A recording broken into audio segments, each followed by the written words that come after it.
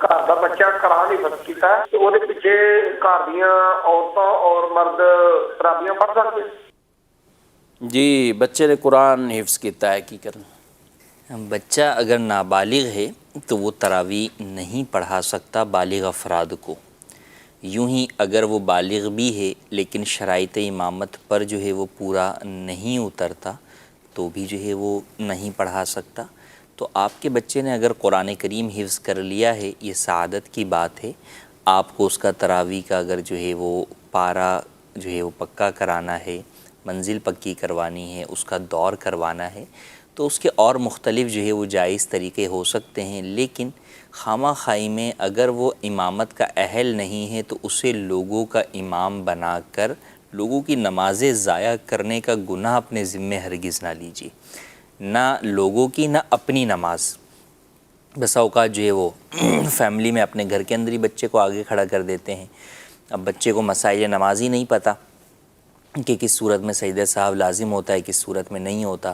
یا اگر جو ہے وہ بچہ نابالغ ہے تو انڈرسٹوڈ سی بات ہے کہ وہ بالغ افراد کی امامت نہیں کر سکتا، یا بالغ ہے لیکن وہ داڑھی جو ہے وہ شیو کرتا ہے یا ایک مٹھی سے کم کرتا ہے تو بھی وہ جو ہے وہ نماز نہیں پڑھا سکتا۔ تو فقط جو ہے وہ اپنی واہ واہ کروانے کے لیے یا لوگوں کو یہ بتانے کے لیے کہ بھائی میرا بچہ جو ہے وہ حافظ ہے، لوگوں کی نمازوں کو داؤ پر ہرگز نہ لگائیں۔ ہاں اگر واقعی آپ کا بچہ جو ہے وہ بالغ بھی ہے، شرائط امامت پر بھی پورا اترتا ہے، قرآن کریم بھی اسے یاد ہے، تو پھر اس صورت کے اندر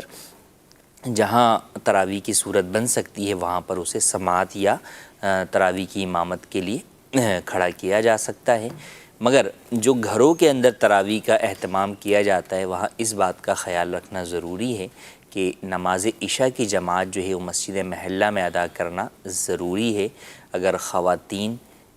کے علاوہ جو دیگر افراد جو ہے وہ شریک تراویح ہوں گے، جو مرد ہیں یا خود امام ہے، اگر وہ جو ہے وہ مسجد محلہ کی جماعت چھوڑ کر اپنے گھر میں ہی جو ہے وہ جماعت کا اہتمام کرتے ہیں تو ایسا کرنا جائز نہیں ہے، کیونکہ بہرحال تراویح کی اگرچہ اجازت ہے کہ آپ گھر پہ ادا کر لیں، لیکن جماعت کی اجازت نہیں ہے کہ نماز عشاء کی جماعت آپ اپنے گھر پہ قائم کر لیں۔ قریب میں اہل سنت کی مسجد ہے تو آپ پر لازم ہے کہ جماعت کے ساتھ وہاں پر ہی عشاء کی نماز ادا کریں۔ ہاں اس کے بعد آپ گھر پر آ کر تراویح کی جماعت قائم کرنا چاہیں تو کر سکتے ہیں۔